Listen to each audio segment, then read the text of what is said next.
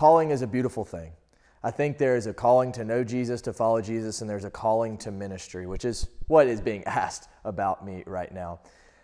I will never forget going to summer camp between my 10th grade year and 11th grade year of high school, and I met Jesus while looking over the beach and just had this real genuine moment where I said, God, I'm broken. I need you. I need you.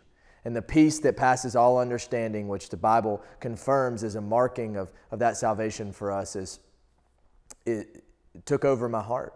And I had a genuine, honest relationship with Jesus from that point.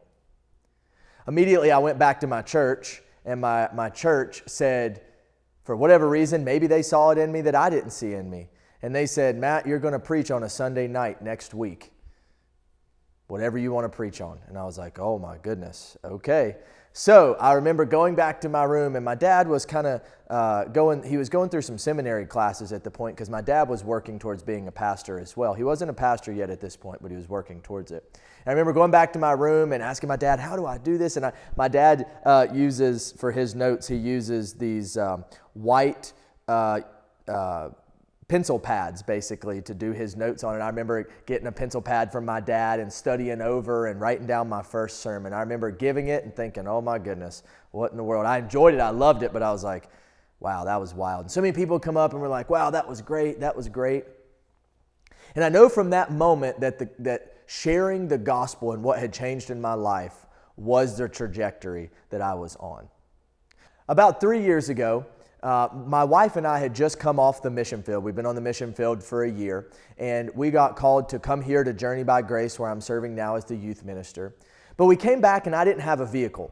And my grandmother had just passed away the week that we got back from being overseas. My grandmother had passed away, and so I was down in North Carolina, where I'm from, spending time with them, and her vehicle, they had given to me so that I could have a vehicle. And my grandma was a saint in the church, I mean, for lack of better terms. But she was a wonderful, wonderful woman who loved Jesus. And she was there when I preached my first sermon. And so I didn't think anything of it. But I looked in the glove box maybe a month after having the car. And right there was a bunch of CDs. And I was like, I'm probably not going to listen to any of these. But I looked through them before I threw them away.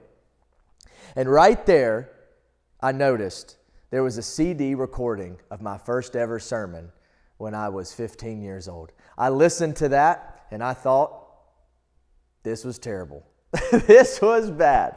But I am so grateful that what God started, He's bringing to completion in my life. And that was just, I remember when listening to that CD and finding that so beautifully from God's hand in my grandmother's car, that this was something I was called to do. And He's been using this in my life. From the time He saved me, He put a calling on me to share and preach the gospel. And I am honored and blessed to do that.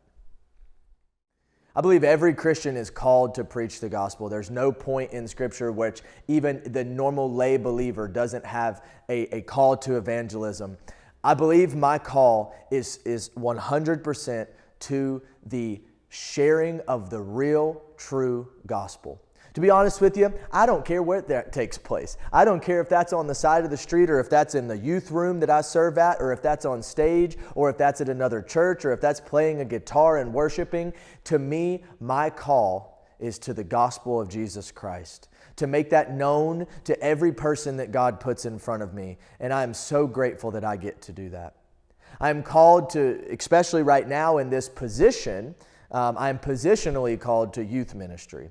And I have seen God help me to use a lot of my own stories, a lot of my own things that God has freed me to invest into the next generation. I think this foundational truth and love for the gospel that I have is something that we cannot get enough of into our youth's minds, because that is not what they're hearing on a regular daily basis.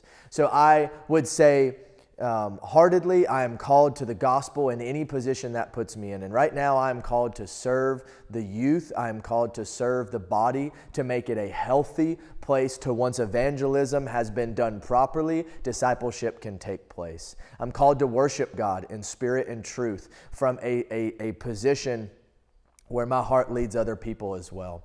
So I'm just so honored to be called and be a part of God's story of bringing others to Him on this earth.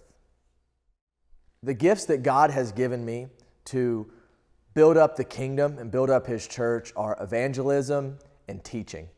I absolutely love the combination of both. I love taking the big, broad concepts, the things that are kind of hard to explain or a kid's mind wouldn't wrap their mind around, and bringing that into how does this relate to me? How can I really understand this? I love the light bulb moments that come from evangelism for people who've never heard the gospel. And I love the light bulb moment from kids who have heard the gospel their entire life, and then you share the story of Noah for what it really is, and it's like, boom, it illuminates to your life. And that is part of who I am. I grew up in a great Christian home, and I'd heard it all my life, but until I started studying it for myself and put the time in to know God Himself for my soul, it came alive.